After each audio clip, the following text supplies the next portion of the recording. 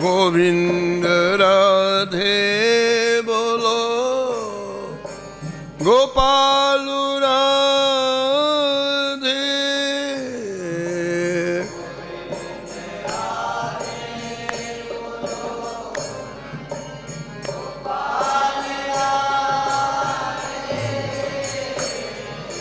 राधे राधे गोविंद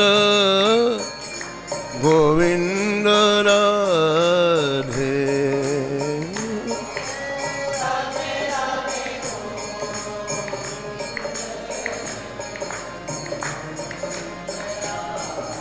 श्री जानकी वल्लभ लाल की, श्री मंगल मूर्ति हनुमान जी महाराज की, सपरिकर श्री भक्तमाल जी की, श्री स्वामी अग्रदास जी महाराज की, श्री नाभाजी महाराज की, श्री प्रियादास जी महाराज की, सब संत भगवान की, श्री वृंदावन धाम की, श्री बांके बिहारी लाल की, श्री राधा वल्लभ लाल की, श्री गिरिराज जी महाराज की, श्री रामनाम महाराज की, श्री यमुने महारानी की, श्री महाराज जी की। जय जय श्री राम।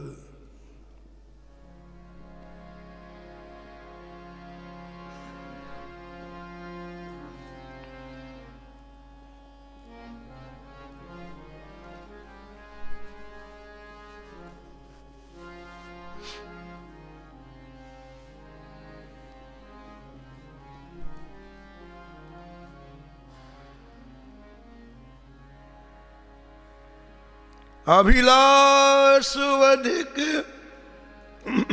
पूर्ण करणो, ये चिंतामणि चतुर्दास।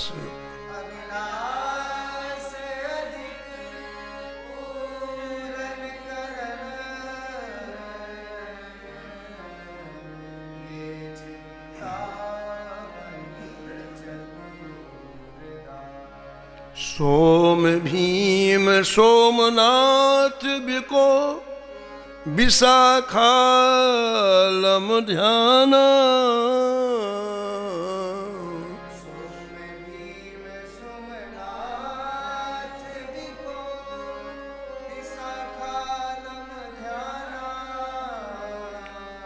महेदा मुकुंद गए से, त्रिविक्रम रघु जग जाना।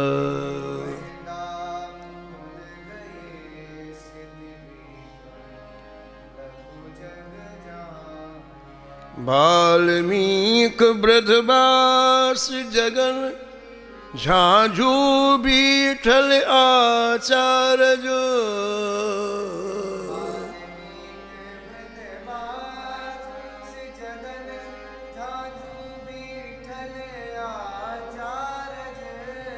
हर भूलाला हरिदास, बाहुबल राघव आरज।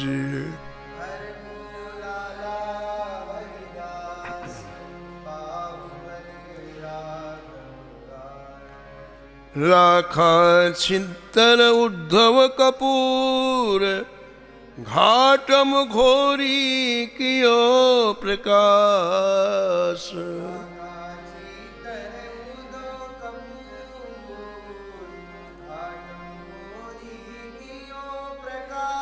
अभिलाष अधिक पूर्ण करण, ये चिंतामणि चतुर्दास।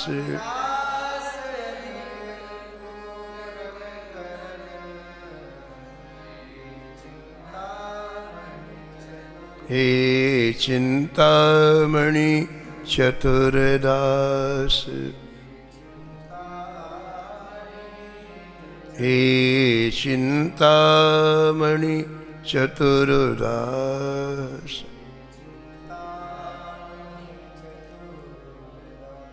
प्रातः स्मरणीय परम वंदनीय श्री नाभाजी महाराज इस छपे में एक साथ कई भक्तों का स्मरण किया है और अंत में निष्कर्ष के रूप में कहते हैं कि ये सभी भक्त अपने भजन और साधन में अत्यंत चतुर एवं निपुण थे।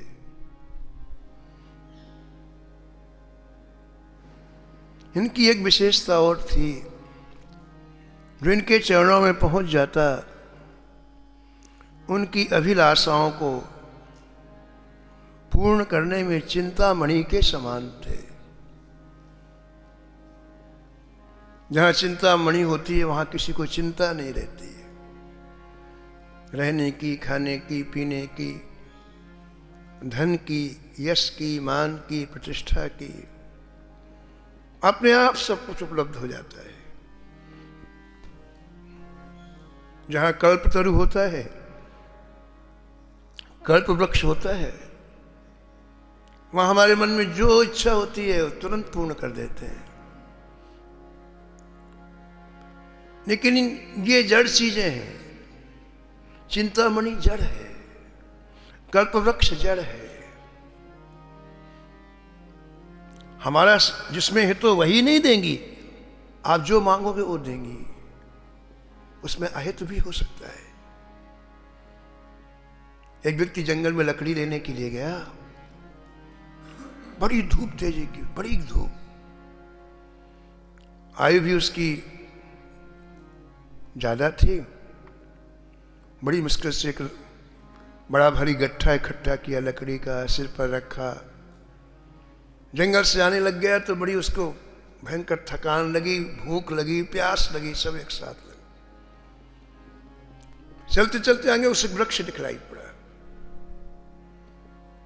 उसने कहा थोड़ी देर यहां ठहर जाऊं, आराम कर लूं, फिर चलूं। जैसे उसने गट्ठा उस वृक्ष के नीचे रखा, ठंडी ठंडी बयार चलने लगी, उसे बड़ा अच्छा लगा। उसे नहीं पता कि ये वृक्ष कौन सा है। वो कल्प वृक्ष का वृक्ष था, वो कल्पतरु था। तो उसके मन में आया कि ठंडी ठंडी हवा चलने लग गई, शीतल शीतल हवा, थकान उतर गई। लेकिन अब भूख का कोई इंतजाम नहीं हो रहा है। यदि कुछ खाने को मिल जाए तो कितना अच्छा रहे। वो कल्प वृक्ष था, 56 भोग की थाली प्रकट हो गई, जम के खाया उसने, भूख तो लगी थी। और उसके मन में आया कि बढ़िया सा बिछौना यहां हो जाए तो आराम से मैं सोऊं। बिछौना प्रकट हो गया। अब वो सोने लगा तो उसके मन में आया ऐसा ना हो, जंगल है, कहीं शेर आए मुझे खा जाए। शेर आया, खा गया। खा गया। तो ये जड़ वस्तुएं हैं, ये जिसमें आपका हित तो वही नहीं, अहित की बात चीजें भी देंगी। लेकिन ये संत अद्भुत कल्प वृक्ष हैं, दिव्य चिंतामणि हैं। इनकी जो अभिलाषा होती है वही अभिलाषा तो तुम्हें देंगे। इनकी क्या अभिलाषा होती है? संतों की क्या अभिलाषा होती है? ओहो, क्या मांगते हैं ठाकुर जी से? बंसी बट कालिंदी तट, बंसी बट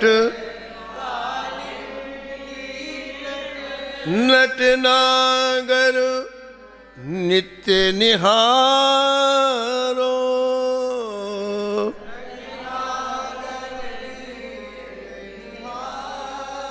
बंसी बट कालिंदी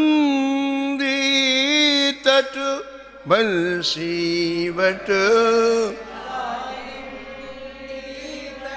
नटनागर नित्य निहारो,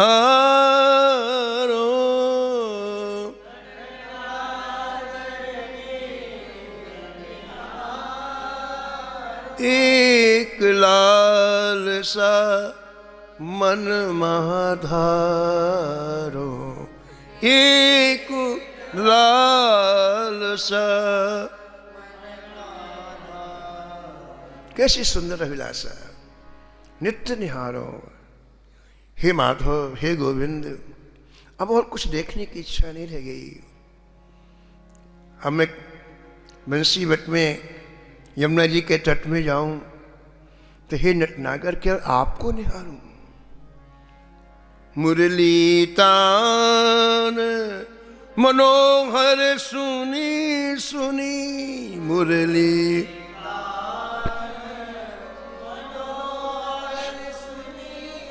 मुरली तान मनोहर सुनी सुनी,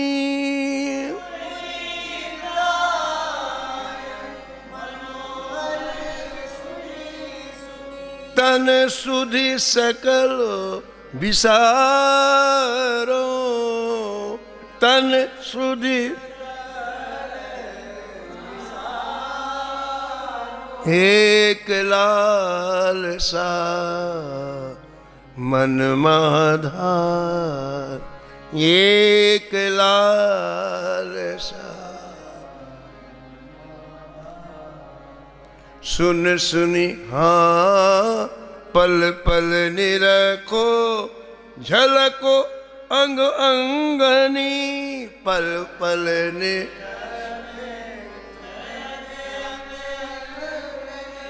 पुलकित तन मन बारो,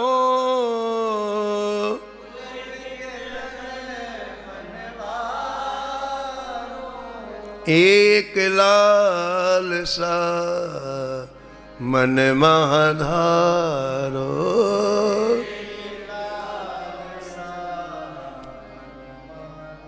जीवन के प्रत्येक पल में हे गोविंद अब मैं आपको निहारूं, ऐसे नहीं निहारूं, निहारूं तो शरीर का वाह ज्ञान भूल जाए, विस्मृति हो जाए सबकी। रिजू श्याम मनाए गाय गुण, रिजू श्याम गुंजमाल उर डारो,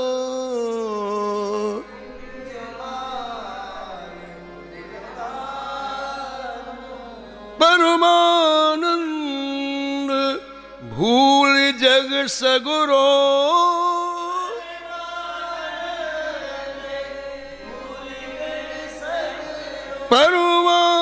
परमानंद भूल जग सगुरो,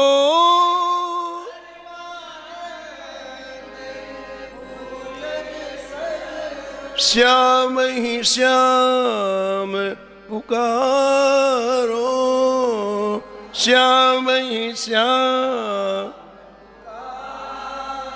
एक लालसा मन माधारो, एक लाल। कैसी अभिलाषा इन संतों की है। तो इनके समीप में आने से हमारे हृदय में भी ऐसी अभिलाषाएं का प्रागट्य कर देते हैं। मानुष हो तो वही रस खान, बसों ब्रज गोकुल, गोकुल गांव के ग्वारन। जो पशु हो तो कहा बस मेरो, चरो नित नंद की धेनु मझारण। पावन हो तो वही गिर को, जो धर्यो कर छत्र पुरंदर कारण। जो खग हो तो बसेरो करो मिल, कालिंदी खूल कदम्ब की डारण। कालिंदी खूल कदम्ब की डारण।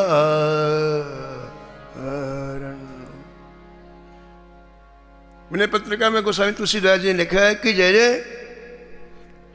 मुझे अपने खेलने के लिए कभी पक्षी बना देना, अपने खेल का कोई उपकरण बना लेना, कोई पौधा बना देना, कोई वृक्ष बना देना, और नहीं तो कंकड़ पत्थर बना देना जिससे आप मेरे से खेलो। आप जय जय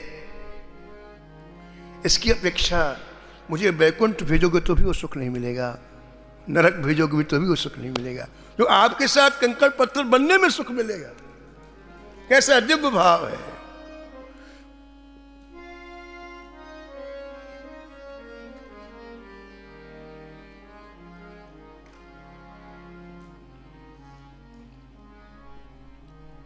तुलसी चित चिंता न मिटे बिनु, तुलसी चित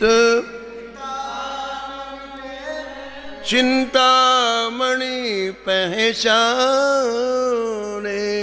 चिंतामणि। कहते जब तक चिंतामणि को नहीं पहचान जाओगे तब तक चित्त के दुख समाप्त होने वाले नहीं है, चिंता समाप्त होने वाली नहीं। और ये भक्तजन सभी चिंतामणि के तुल्य हैं। तो जो इनके समीप में जाता है, श्री नाभाजी महाराज कहते हैं उनकी सभी अभिलाषाएं पूर्ण हो जाती हैं।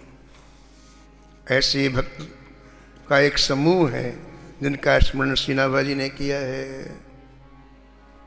इसी में एक भक्त घाटम जी का स्मरण किया है ग्रंथकार ने। घाटम जी का चरित्र यानी सत्संग का चरित्र। सत्संग कितनी जल्दी असर करता है घाटम जी के चरित्र में देखो आप। आधा सेकंड का सत्संग किया, कितने का, कितने का, आधा सेकंड का, और बाजी मार दी। सत्संग, अद्भुत महिमा सत्संग। इसलिए जब श्री ठाकुर जी अनुग्रह करते हैं, कृपा करते हैं, तब ये सुअवसर प्रदान करते हैं जो हम लोगों को प्राप्त हो रहा है। जब द्रवै दीन दयाल राखो, द्रवै दीन साधु संगति पाइए,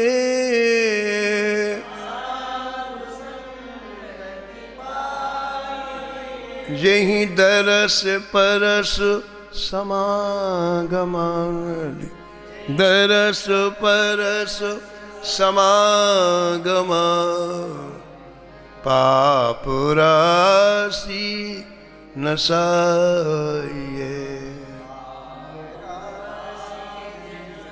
पाप राशि नसाइए।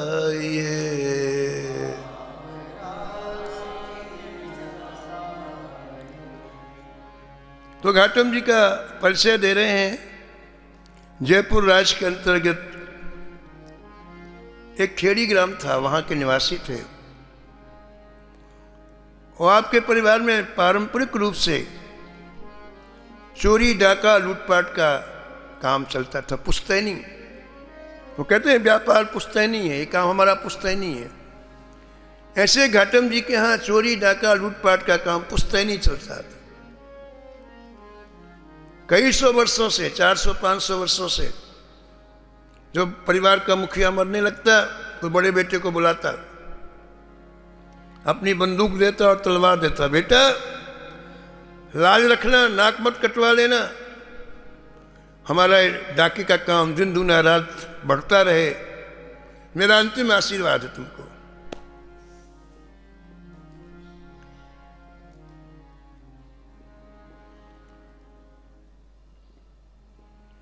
कुसंग लाखों जन्म समाप्त कर देता है, लाखों।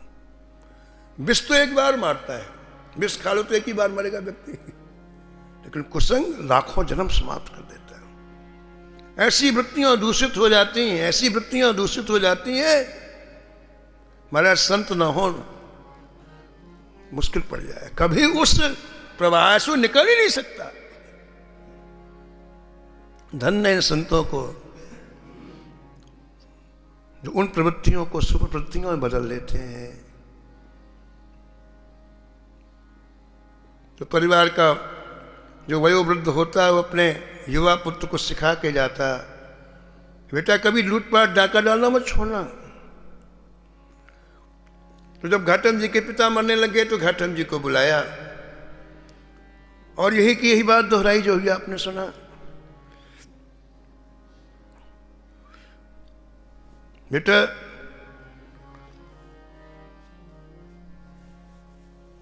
एक बात का ध्यान रखना,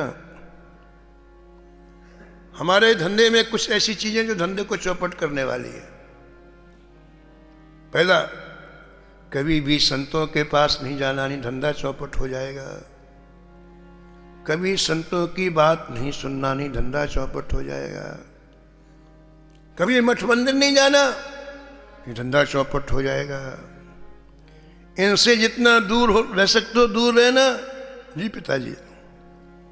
पिताजी मर गए और घाटम जी ने पूरे परिवार की कमान संभाल ली। अभी उम्र नहीं थी, बुद्धि भी तेज थी, और घाटम ने डाका डालना प्रारंभ किया। बड़े बड़े डाके डाले घाटम ने।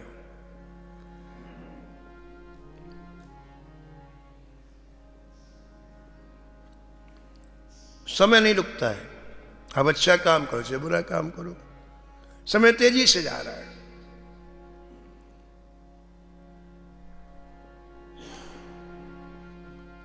करोड़ों रुपए कमा लिए घाटम जी ने कुछ ही महीने में, डाका डाल डाल करके।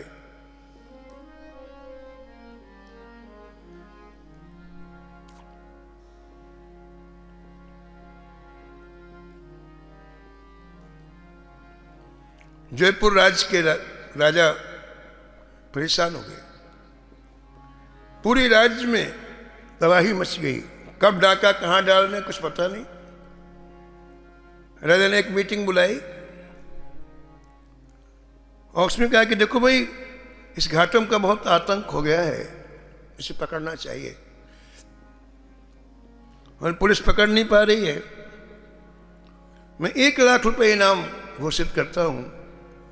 घाटम को यदि कोई जीवित पकड़ के लाए, चाहे मरा हुआ, उसे सरकार की तरफ से 1 लाख रुपए इनाम मिलेगा।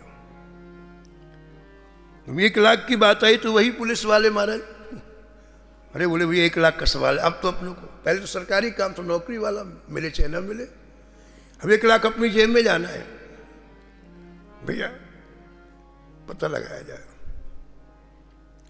उन लोगों ने जाल डाला चारों तरफ। कुछ पुलिस के वेश में रहते, कुछ सामान्य वेश में, सिविल वेश में रहते, और जैसे खुफिया लोग होते हैं ऐसे लोगों के बीच में बैठ बैठ करके जानकारी लेने लग गए।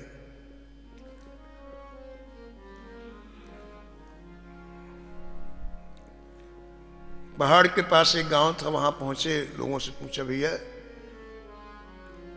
घाटम को कुछ पता है, इधर कभी आता है? एक बूढ़े व्यक्ति ने कहा देखो भैया धीरे बात करो, सुन लेगा कभी कोई तो फिर मुश्किल पड़ जाएगी। हाँ अब बोलो क्या कह रहे हो? हम लोग भैया आपके आगे वाले गांव के हैं, कोई दूसरे थोड़ी है।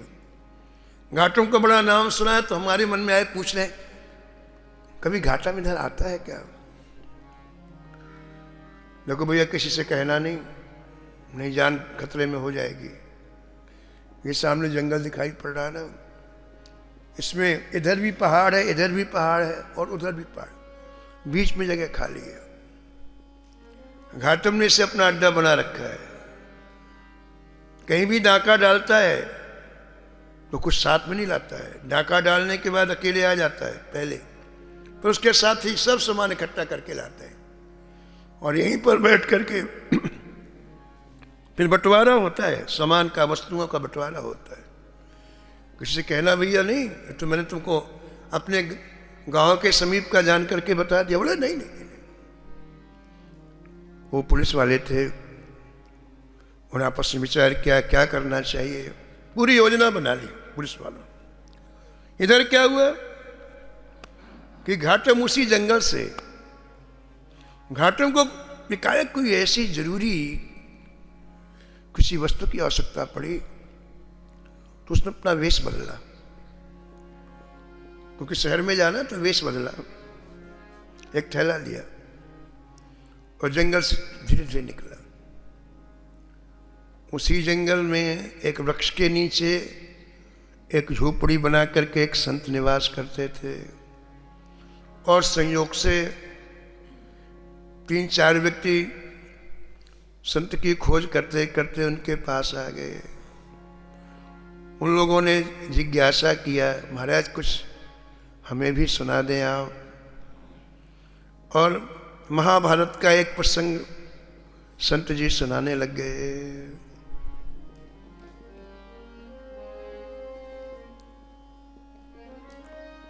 रहने लगे। उन्होंने कथा प्रारंभ की महाभारत की और घाटम का वहां से निकला। उसे नहीं पता था, यहां वो जिनमें कभी आता ही नहीं था।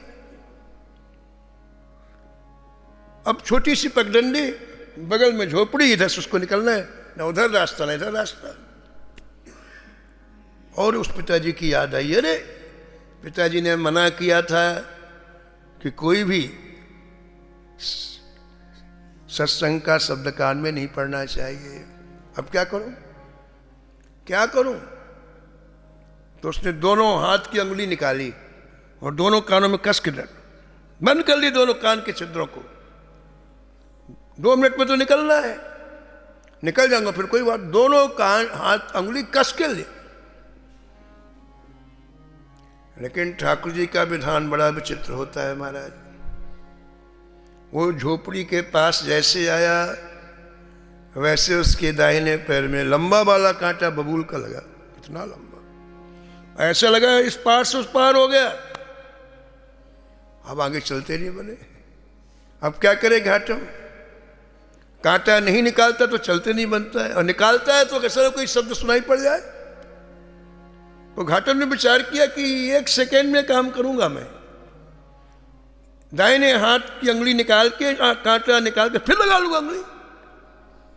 उन्हें दाहिना हाथ नीचे किया और जैसे कांटा निकाला वैसे आधा सेकंड में 2 शब्द कान के अंदर सुनाई पड़ गए संत के। देवताओं के शरीर में छाया नहीं होती है, नंबर 1। नंबर 2, देवताओं के चरण पृथ्वी को स्पर्श नहीं करते हैं। और उसने तब तक लगा लिया उसने केवल आधा सेकंड का सत्संग, आधा सेकंड चला गया, अपना सामान लाया जाके चला गया, बात आई गई होगी। इधर मैंने पुलिस वालों ने इनाम की लालच में इतना बड़ा जाल डाला पकड़ने के लिए घाटम को। उन्हें भी पता लगा कि वो ने किसी देवी देवता को मानता है। गांव ने कहा किसको मानता है? काली देवी को बहुत मानता है, काली देवी का परम उपासक है। अच्छा, अब सब बातें पता चल गई पुलिस वालों को। यहां पर आके रुकता है,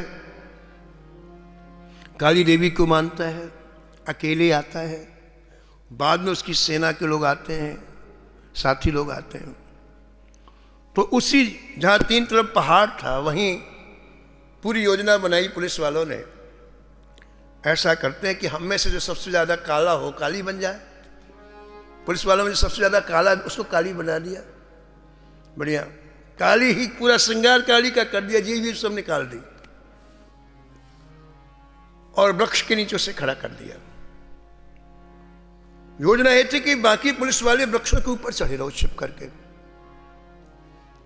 और जैसे घाटम आके काली को प्रणाम करे, साष्टांग करेगा, बस ऊपर से कूद पड़ो, ऐसे जिंदा ही पकड़ लो, शायद डबल इनाम मिल जाए जिंदा में। ये योजना थी। सैकड़ों पुलिस वाले वृक्षों के ऊपर चढ़ गए।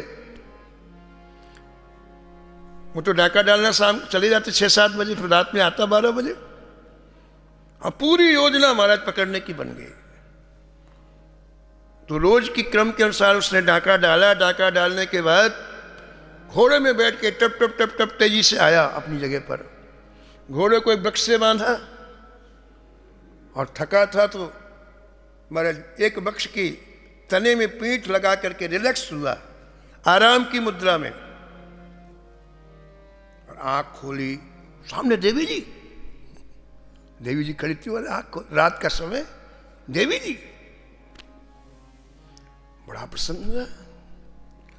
काली माता इतनी खुश हो गई, आज साक्षात दर्शन मुझे दे रही है। चांदनी रात थी और रात्रि में 12 बजे का पूर्णिमा था, सन्नाटा छाया हुआ था। घाटों ने विचार किया कि कि समीप में जाके दर्शन करके साष्टांग प्रणाम करूं और अपना मन अवलसित वरदान मांगू देवी जी से। घाटम समीप में चला गया, देवी जी बिल्कुल खड़ी, जीभ बड़ी निकली हुई है बिल्कुल। पहले तो दर्शन किया, अब दर्शन करके उसको साष्टांग करना है। साष्टांग का मतलब हर अंग जमीन को स्पर्श करे, पूरा लेट के प्रणाम करना। तो घुटनों के बल बैठा हो, अब पुलिस तैयार है पूरी तरह से। अब वो लेटने वाला था तो उसने क्या देखा कि देवी जी के शरीर की छाया लंबी पड़ रही है, क्योंकि पूरे चंद्रमा खिला हुआ था ना, तो चंद्रमा का प्रकाश शरीर में पड़ा तो पूरी छाया दिखाई पड़ रही। उसने कहा रे, मैंने उस दिन सुना था कि देवताओं के शरीर में छाया नहीं होती है, ये तो छाया है। फिर उसने क्या देखा, दोनों चरण पृथ्वी में टिके हुए।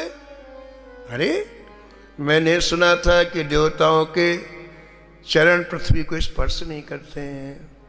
अब देखिए 1 मिनट में उसकी बुद्धि ने क्या काम किया। तो क्या शास्त्र गलत होते हैं क्या? या तो देवी जी गलत है या शास्त्र गलत है। तो घाटम के मन में नहीं, शास्त्र गलत नहीं हो सकते हैं, देवी जी गलत हो सकती है। तो क्या देवी नहीं है? बोले नहीं, ये देवी नहीं हो सकती है, इनकी छाया भी है और चरण भी छू रहे। बोले भागो, आओ 1 2 3 भाग गया महाराज। और पुलिस वाले जब तक कूदे फट फट फट फट तब तक कहेगा उसका रोज का अभ्यास। पुलिस वाले तो 6 साल में 1 बार दौड़ते हैं, उसको रोज दौड़ रहे। जंगल के सारे रास्ते पकड़ो, काहे का पकड़ो महाराज। गया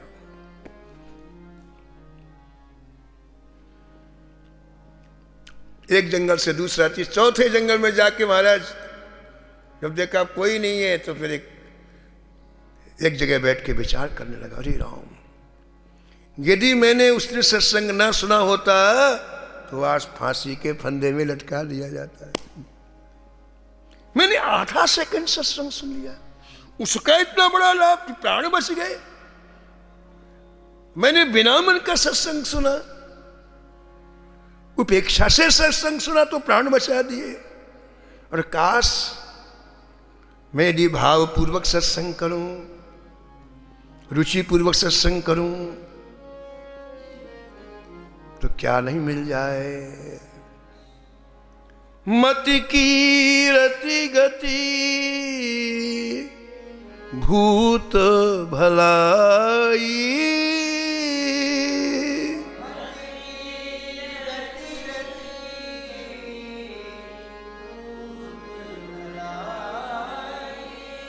जो जहीं जहां तहां है पाई।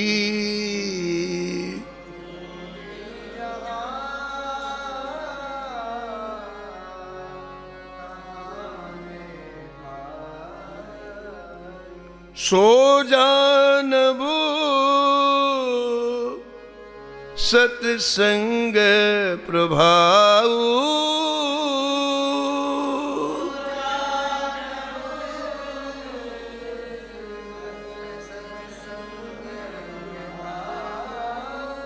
लोकहूँ वेद न आन उपाओ।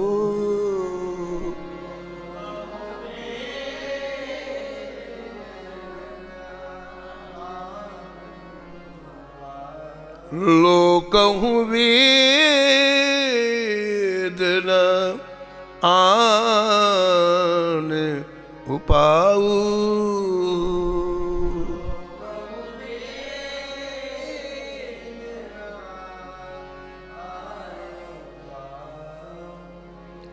जब तक किसी चीज की आवश्यकता जीवन में महसूस नहीं होती है तब तक उसमें रुचि नहीं होती। हमें भगवान अच्छे क्यों नहीं लगते, हमारा मन क्यों लगता, भगवान की आवश्यकता नहीं जीवन में। बहुत कुछ बात हो, हमें ठाकुर जी अच्छे क्यों नहीं लगते बताओ, मन क्यों नहीं लगता है, आवश्यकता नहीं, सीधी सी बात। तो आवश्यकता महसूस हो तब ठाकुर जी बहुत अच्छे लगते हैं, बहुत प्रिय लगते हैं।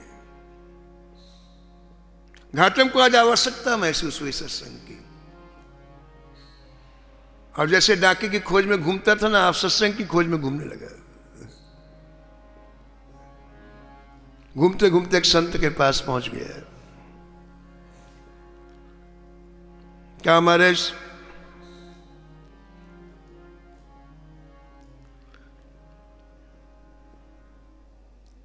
मेरे ऊपर आप कृपा करो।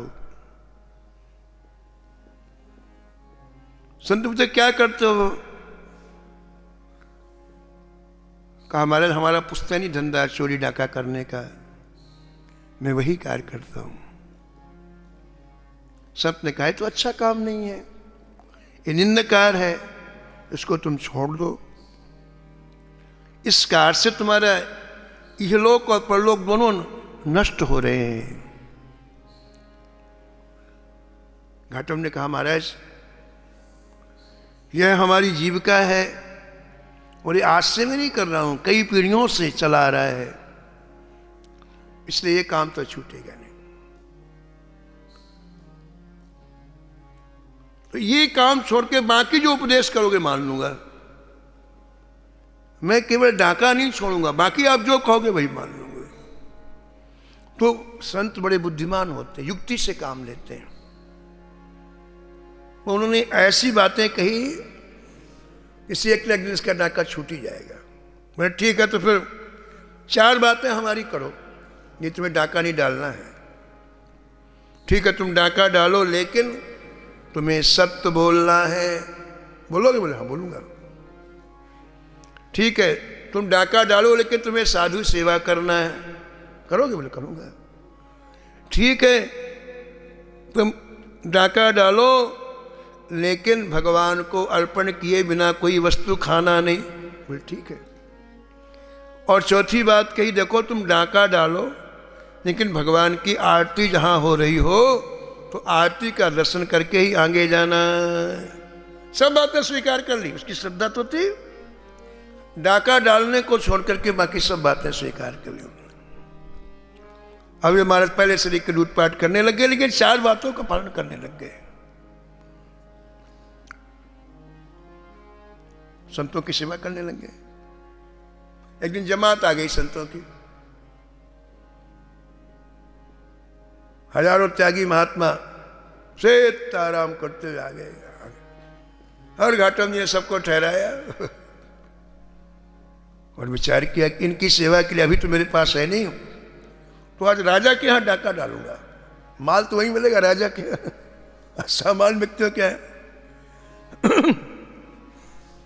घाटम जी तुरंत गए महाराज, राजा की कोठी में गए। पूज महाराज इस मथुरा दास जी महाराज कहते थे कि घाटम बड़ा देखने में सुंदर था, गोरा चिट्ठा युवा था, बिल्कुल देखने में बड़ा सुंदर था। राजमहल में पहुंच गए रात में 1 बजे।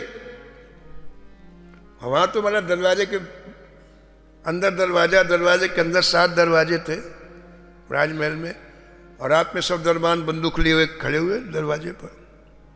पहले गेट पर पहुंचे,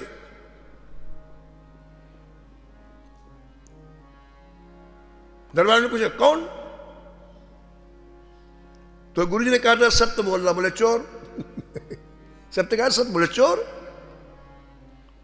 तो दरबार ने सोचा चोर कभी कहेगा कि मैं चोर हूं? ये कोई राजा के कोई विशेष संबंधी होंगे, हमने पूछ लिया तो नाराज होकर कहने कि चोर हूं। इनको जाने दिया जाओ। दूसरे दरवाजे ने कहा कि वाले ने दरबानों ने सोचा कि भाई यदि कोई दिक्कत तो पहले ही रोक दिया जाता, जब उन्होंने नहीं रोका तो हम क्या करोगे? बोले जाओ। ऐसे करते करते सभी दरवाजे को पार करके राजमहल में चले गए। जिस कक्ष में राजा सो रहा था, रानी का एक 9 लखा हार खूंटी में टंगा हुआ था, उसको उठाया, जेब में रखा, फिर वापस। अब लोगों ने सोचा कि राजा से मिलके जा रहे हैं, बोलना ठीक नहीं है। कोई द्वारपाल कुछ नहीं बोला। विचार किया कि संतों के पास जाने में देर हो जाएगी, राजा का घोड़ा भी लेके चलते हैं। घुड़साल में गए और बढ़िया वाला घोड़ा जिसमें राजा सवारी का, उसको निकाला और से बैठ के सवारी की और तेजी से निकल गए। कोई कुछ नहीं बोला। सुबह हो गई 4 बजे, एक जगह आरती हो रही थी, बोले गुरुजी ने कहा था आरती का दर्शन करके जाना। घोड़ा वहीं बांध दिया, आरती का दर्शन करने लग गए। इधर सुबह हो गई, रानी ने हल्ला मचा दिया, हाथ चला गया, हाथ चला गया। और राजा ने पुलिस भेजी, तो घोड़े के चिन्हों का, पद चिन्हों का अनुसरण करते हुए पुलिस मंदिर आ गई। देखा हाँ घोड़ा बंधा हुआ है, राजा का ही घोड़ा है। और वही आदमी जो रात में गया था अंदर आरती कर रहा है, बोला मंदिर को घेर लो, जब निकलेगा तो पकड़ लेंगे। मंदिर की आरती हुई, घाटम ने प्रणाम किया और जैसे निकला तो सफेद घोड़ा लाल हो गया। घोड़ा वही था, आरती के बाद घोड़े का रंग बदल गया। जब लाया था तो सफेद और लाल हो गया। निकल के घोड़े की पीठ में हाथ रखा घाटम ने, चढ़ने लग गया तो उन्होंने पूछा ये घोड़ा किसका? बोले राजा का है। बोले चोरी तुमने की? बोले हाँ की है। अब उनको आश्चर्य कि सफेद घोड़ा लाल कैसे हो गया। बोले राजा के पास चलो। बोले चलो। घाटम राजा के पास है। अब वो चोरी तो दूर रही, वो घोड़े की बात चालू हो गई कि माजी सफेद था लाल कैसे हो गया। और राजा भी आश्चर्य, बोले ये सफेद से लाल घोड़ा भाई कैसे हो गया। बोले मुझे पता नहीं, मेरे गुरुजी ने कहा था कि झूठ मत बोलना और ठाकुर जी की आरती का दर्शन करना, इसलिए मैंने झूठ नहीं बोला, तुम्हारे यहां आया और ठाकुर जी की आरती का दर्शन किया। अब ये ठाकुर जी की इच्छा जैसा उन्होंने, इतना बड़ा चमत्कार राजा ने अपनी आंखों से देखा। तो घाटम को कहा भाई तुम्हारी जैसी निष्ठा हमारी निष्ठा कैसे हो जाए। राजा उसी संत के पास ले आए राजा को। घाटम उपदेश दिया संत ने, उनकी वृत्ति बदल गई और घाटम को राजा ने अपना मित्र बना लिया। पश्चाताप हुआ घाटम को, मेरे कारण ठाकुर को इतना कष्ट करना पड़ता है, अब मैं कुछ नहीं करूंगा, ना चोरी करूंगा, सब कुछ त्याग कर दिया और एकांत में बैठ करके अब घाटम भजन करने लग गया।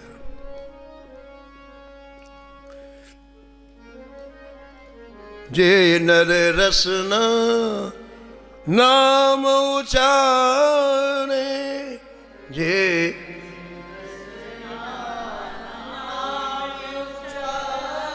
कीर्तिक बात आप उतरवे की, कीर्तिक बात कोटि पतित निस्तारे, कोटि पतित काम काम क्रोध मद लोभ तजे अरु, काम क्रोध जीव दशा प्रतिपाले,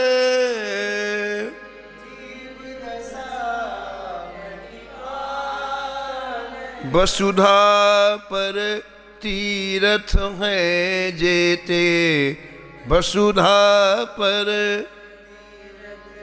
तिन्हू के घट टाले, तिन्हू के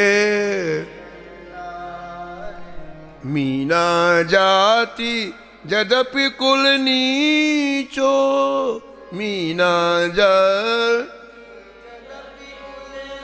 सतगुरु शब्द विचारे,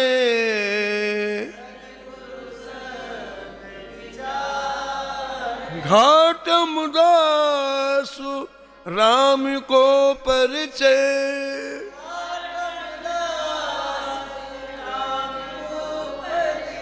तीनों लोक उधारे, तीनों लोक जे नर रसना नाम उचारे। अब घाटम जी एकांत में भजन करने लग गए। एक दिन घाटम जी को बड़ी गिलानी हुई और इतने दिन भजन करते हुए हो गए, भगवान ने दर्शन नहीं दिया, बहुत रोना आया। तोलाना दिया ठाकुर जी को, कहा जय जय मैंने अपने आप में कितना परिवर्तन कर लिया। पहले तो मैं सुबह शाम दोपहर में कभी भी खा पी लेता था, और अब मैं बिना नहाए नहीं खाता हूं। कितना बड़ा त्याग किया मैंने। पहले मैं ऐसे रहता था, अब देखो गले में तुलसी की माला पहनता हूं और माथे में तिलक लगाता हूं। मैंने तुम्हारे लिए इतना बड़ा त्याग किया, तुमने मेरे लिए क्या किया? पहले तो मैं यूं ही खाता, घाटम कह रहा सीधी सादी भाषा में, पहले तो मैं यूं ही खाता, अब तो नहा कर खावा छे, अब तो नहा कर खावा छे।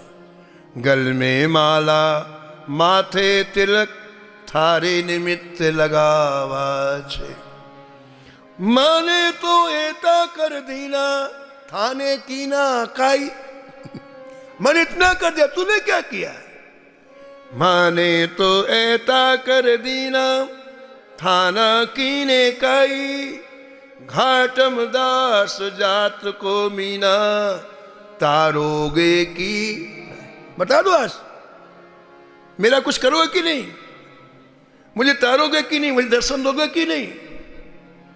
भगवान इतने खुश हुए, हंसते हुए प्रकट हो गए। सरलता सहजता ठाकुर जी कितनी प्रिय है। सुन के वट के बैन, प्रेम लपेटे अटुपट, बेहसे करुणा एन, चिते जानकी लखन तन, चिते जानकी लखन। सत्संग के प्रभाव से घाटम जी का जीवन किस प्रकार बदल गया। मात्र आधा सेकंड का सत्संग घाटम को कहां से कहां पहुंचा दिया। ऐसे सत्संग को प्रणाम, घाटम जी के चरणों में प्रणाम करते हुए वाणी को यहीं विराम।